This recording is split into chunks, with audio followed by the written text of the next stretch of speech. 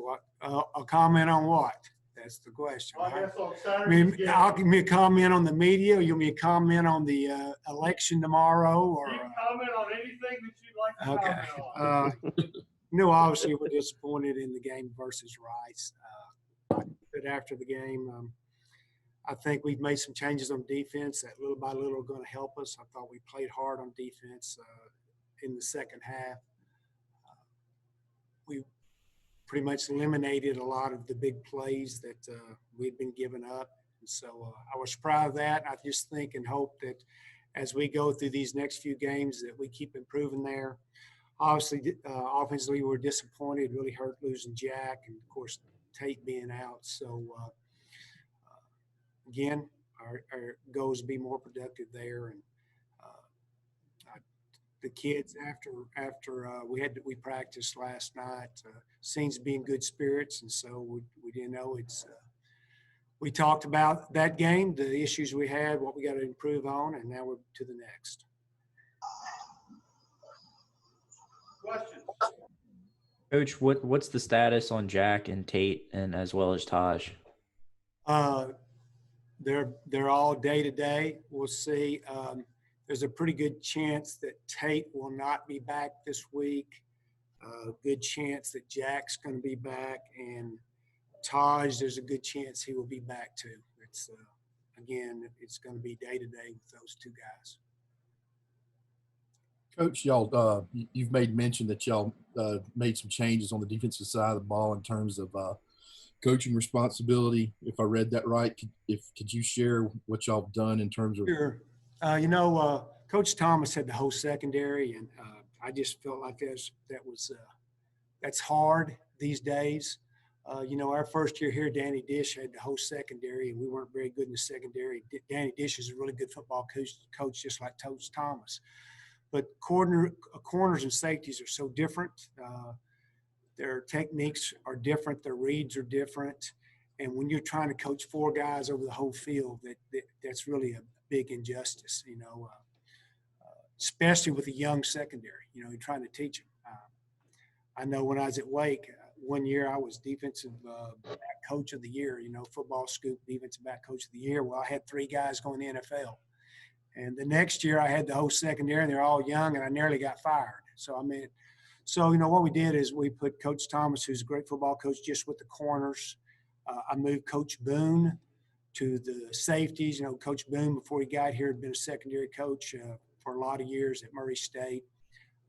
Coach Butcher, I put him with the nickels. And, of course, I'm still involved on defense. And I'm a secondary guy. So we got four eyes on our secondary kids that are young, and we're just trying to get them where they're technically sound, and we're doing everything possible to get them in the right spots to eliminate some of the situations we had. And then, of course, being very fortunate to be hired Coach Minner, Rick Minner, who's he's a defense coordinator at Notre Dame, head coach at Cincinnati for 10 years, been in the NFL, got great experience. We put him with the D-line, and so Coach Peck at the linebackers. I just feel that now we're in a situation that we got a chance to improve over these next 6 football games.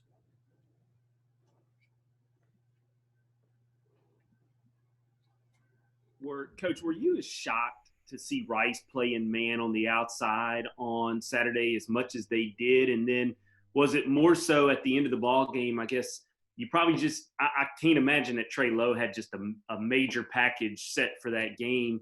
Was it more that we just didn't really have a package for him to try to exploit that? Well, they started playing man at the end. After Jack went down, they played a lot more man. They were mixing before that. Rice does a great job. They really do. It's crazy. The situation was, the week before when Jack was out, because Tate really hadn't played in 2 years, we gave Tate the majority of the reps, because we had to get him ready for Liberty, and Trey got limited reps. Well, then Jack comes back, and we're looking at that game plan, and Jack hadn't played a week, so we're trying to give him a lot of reps and do what he does. And so we were limited with Trey again. So, 2 weeks, Trey'd been the backup quarterback because of the situation.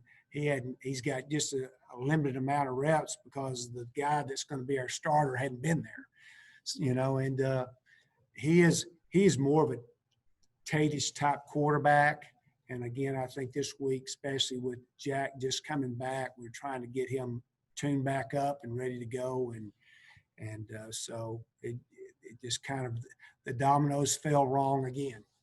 Can you allude to Trey a little bit more? I mean, what do you see when you see him? What does he display for you guys?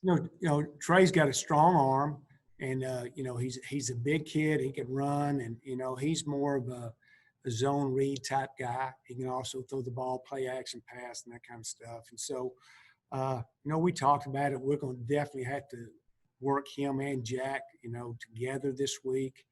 And the thing is, there has to be a little bit different package for Trey than Jack because they're two different type quarterbacks, which is a good thing sometimes, but also it's a tough thing because, you're trying to – right now, you're trying to win a game. If everything that's happened, it's hard putting in two game plans. Coach, you made mention post-game Saturday that there were a few guys on the back end that showed you some things you hadn't seen before. Could you kind of address that? Well, Tyler Barnes, he'd been playing nickel. He'd just been safety for 2 weeks. And so he's really getting better each week. Again, a totally different position. And back there, that's a tough transition.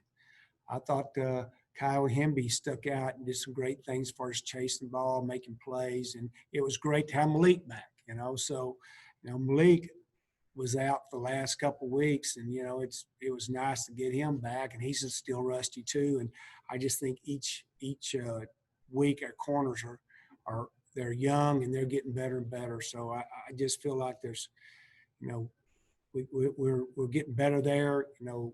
Tyreek Moody was out a couple of weeks. He had to have hand surgery, and we also moved Josh Perry from safety to nickel because we had to move Tyler to safety. So you're talking about guys that are playing different positions. It's been out, and that's why I just felt it was so important to get so many eyes back there and individually train these guys that that's too tough on one coach to try to coach all those positions and try to get everything done with mixing and matching as much as we've had to the last month and a half. Coach, can you allude to, obviously you knew you had the 1 week where you were going to be the interim when Scotty was quarantined. And then with the circumstances now of you becoming the interim that you'll have the rest of the season, how much are you trying to maybe put your footprint on this team? Like, is that capable in the middle of the year? Is that something that you've even discussed, or is it more just trying to get this train to the station at the end? Well, I feel really good about our two coordinators. I'm not in a situation right now that I need to put what I want to do in. I want my personality around the kids, confidence and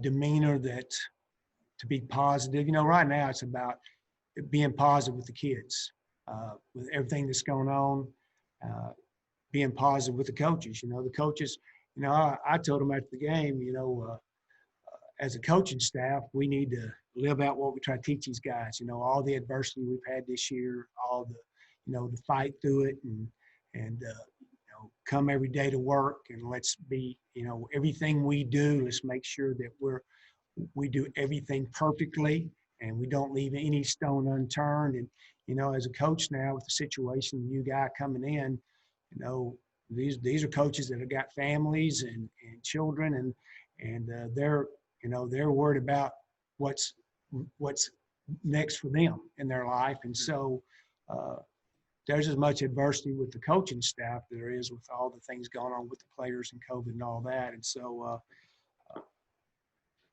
the one thing I'm impressed with is these coaches that are working hard, and they're coming to work every day, and they're earning their paycheck. And my job is to make sure that's what we're doing.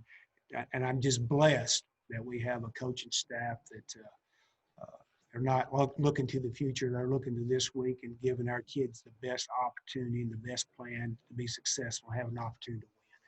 I'm really proud of them for that. And so that's kind of where I'm at right now. This may be a dumb follow-up, but I'm going to Yeah. ask it anyhow.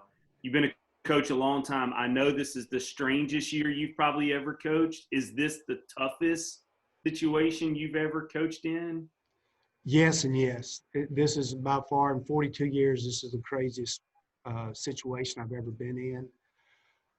It's tough just because of things that happen, but at the same time, it's part of the process. You know, it's been enjoyable. Believe it or not, I love these kids. I love the way they're working. Uh, I just said today, we need to say, hey, it is a tough year, but life goes on. You know, we all are in tough situations in our lives sometimes, and you can't worry about it. Say, oh, woe's me, and what next? It's the next day. We're blessed to be here. We're blessed to have a football team that's still playing hard, and I'm blessed to be around coaches that are working hard. And so it's just next day. Let's go do what we're supposed to do. Let's do what we're trained to do. You know, the Lord's put us here for a reason. I really believe that. And we got in this business to coach kids and help kids.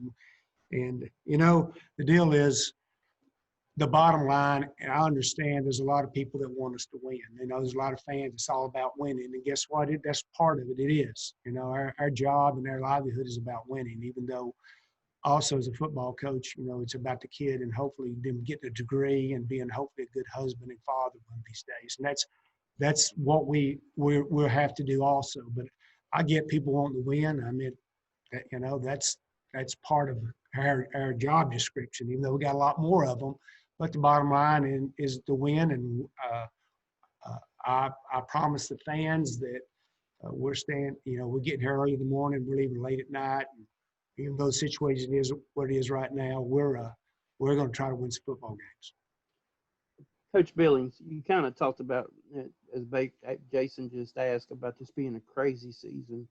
I kind of want to ask your opinion on this. Do you think that the things that the NCAA has done this season has helped, hurt, or maybe both with the way the season has progressed so far? If you want to answer that or not. I think time will tell that. Things are changing, and being an old ball coach, they're different. I didn't mean they're good or bad. I think, when things like this happen and with the things the NCAA are doing, I don't think you got an answer for that until 2 or 3 years down the road. You'll say, that was a great idea, or that was not the best thing to do. So, again, we're all in the same situation. This is what we're living through, and that's our job to adjust and adapt and keep going. Coach, on election day, I know there was effort kind of going in to give college athletes the opportunity to vote. Is there anything that y'all are doing on election day? Well, one is, obviously today we'll talk about that to make sure they vote tomorrow. We've changed our whole weekly schedule. We're usually off today, but today we're practicing, and they have the whole day off tomorrow, election day. It's a dead day. So we will not see them. They just got class, and they can go vote, and there's no wait room or anything like that. So the whole NCAA is taking tomorrow off. There's no athletics tomorrow to give them the opportunity to go vote their mind. Coach, what's your thoughts on North Alabama? North Alabama is a really good football team. I know they're one. I used to call 1AA, but they've got a great program. Their program. The coach has been there for a long time, so it's a really grounded program. They do a great job with transfers, so they got a lot of Division I football players, and it's the next one. And right now, how we're playing and how things are going, everybody looks like the Kansas City Chiefs. So. Our goal is, and our coaches in there working now to get game plans together, and we're going to pull all the stops to win this football game, and we're definitely not going to take anyone lightly right now, especially North Alabama. They played Liberty close. Liberty's a heck of a football team. Coach, now with having 2 games under your belt after the postponements, how's it been readjusting and finding a rhythm with the season?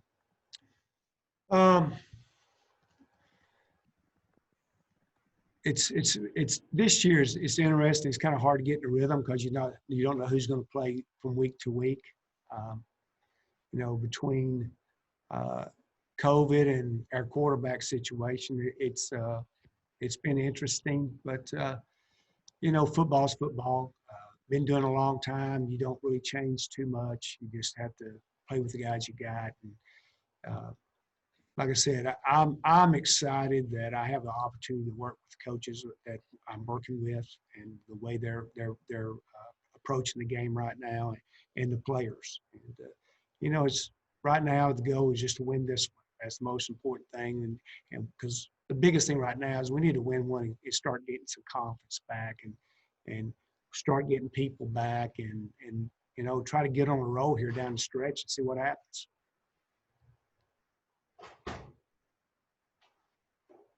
Y'all good? Y'all grilled me enough? Huh? Is that good? Yeah. Landon always gets the last shot. He always waits until the end, huh? Yeah, Hey, I appreciate you guys, and let's find something good to write about this week. All right?